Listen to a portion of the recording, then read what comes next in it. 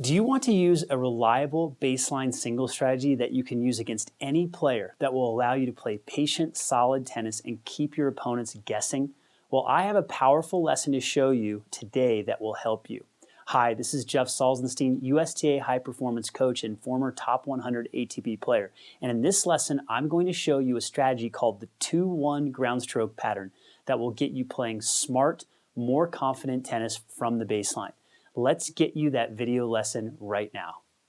In this lesson, we're going to go over what I call the 2-1 pattern. And what that means is you're going to play 2 balls cross court, and then on the 3rd ball, you're going to go down the line.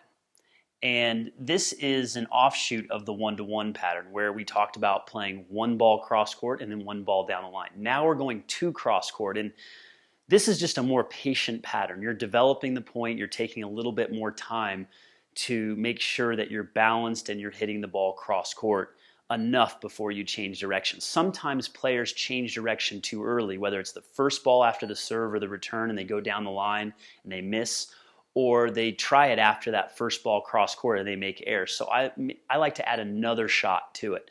So you're going to see here, 1 ball goes cross court, the 2nd ball goes cross court, and now we're looking to go down the line here on that 3rd shot to get the opponent on the move. So let's go ahead and look at that pattern again. So this first ball again is going to go cross court, nice and deep. That ball went here, cross court and deep, comes back again, patience, comes back in the same part of the court. And now, look, let's notice something about this particular shot. He is outside, almost outside the single sideline right here. Okay, so in most situations, that ball should go high cross court or high down the line. But what's interesting is that even though you might have to cover more distance and run more to cover the next shot, if you change direction, your opponent isn't expecting it. So if you execute this shot, in this case, because he's outside the single sideline, you want to direct this ball towards the middle more. Okay, you want this ball to be in this part of the court. You do not want to play it close to the line. Danger zone over there when you play it close to the line. So the further out that you go, the more you have to bring the ball back towards the middle. Okay, so I would call it middle down the line instead of down the line on the sideline. So you'll notice the trajectory of this ball, it comes back towards Mads here. Now, Simon executed it so well. Again, I hope he wasn't aiming this close to the line, but he actually landed this ball about a foot from the sideline. Too close for comfort, but what I like is that, again, the ball was coming back towards the middle. So you're hitting this shot, again, not with the intention of hitting a winner. You're hitting the shot with the intention of surprising your opponent.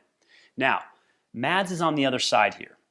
He has a decision to make. He knows that he has a lot of room over here. If he can get over and hit an angle, then that's too good, and maybe this pattern won't work as well. But because Simon hits such a great shot down the line, he's going to stretch Mads out, and Mads is just going to have to go to the slice and float it back. So it was the surprise element, not ready for the down the line, that forced Mads to have to float a slice back. And that's what we're looking for, that change of direction that they're not used to. And now Simon, again, can go anywhere he wants. If the ball would have come back here, Simon could have actually run over and just knocked a backhand down the line and kept Mads on the run. But because Mads went down the line, now again, Simon, in my first choice is that Simon would hit an angle here and run him as well. But Simon likes to play behind his opponents, which you can do, and he ends up going back down the line and hits a winner. So the moral of the story is be patient with the 2 shots cross court before you change direction. And then when you do change direction, make sure you're aiming for the safe part of the court. And then once you do that, you can anticipate where that next ball is going to come back and keep your opponent on the move or hit behind him.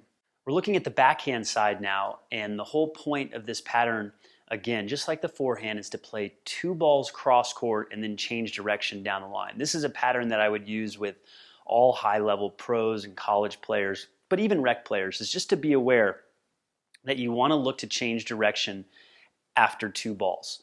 You can do it after 1, but sometimes that feels a little rushed. And then if I start to see players hit 4, 5, 6 balls cross court and it's working, that's great.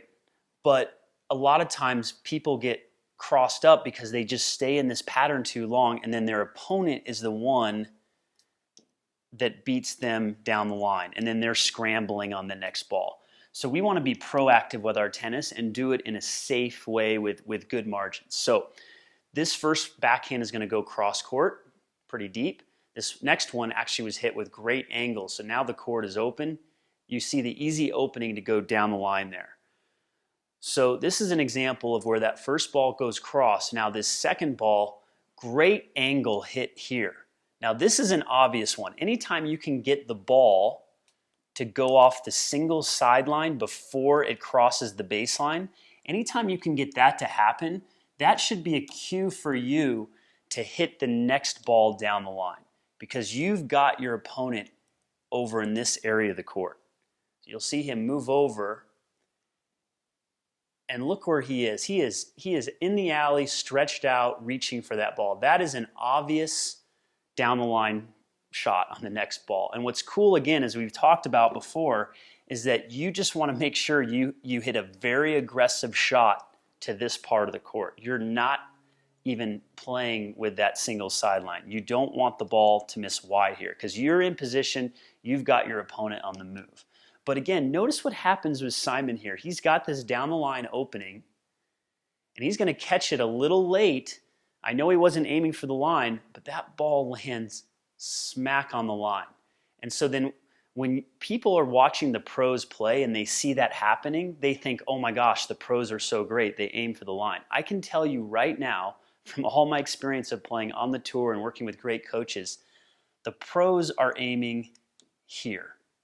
Okay, they're aiming a good 2 to 3 feet from the single sideline, unless they're really feeling it, because they want to build in margin for error. So this was a mistake that the ball landed on the line for a clean winner. And rec players, whenever I ask you guys where you're aiming, you'll put your target area down very close to the line. That's a big mistake. So just make sure when you go down the line, you've got big safe targets, but don't push the ball down the line. Give it a ride, swing at it, and get a good cut at the ball.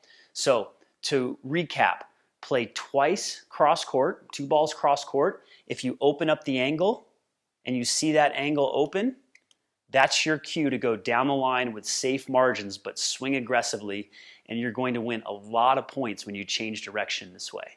I love when players use this powerful ground stroke strategy to stay consistent while still keeping their opponents off balance. If you enjoyed this video lesson, I'd really appreciate it if you click the thumbs up button. Also, please subscribe to our YouTube channel if you haven't already. That way you can be notified when we make new lessons, and you'll be the first to hear about it. Thanks for watching today's video, and I look forward to seeing you at the next one.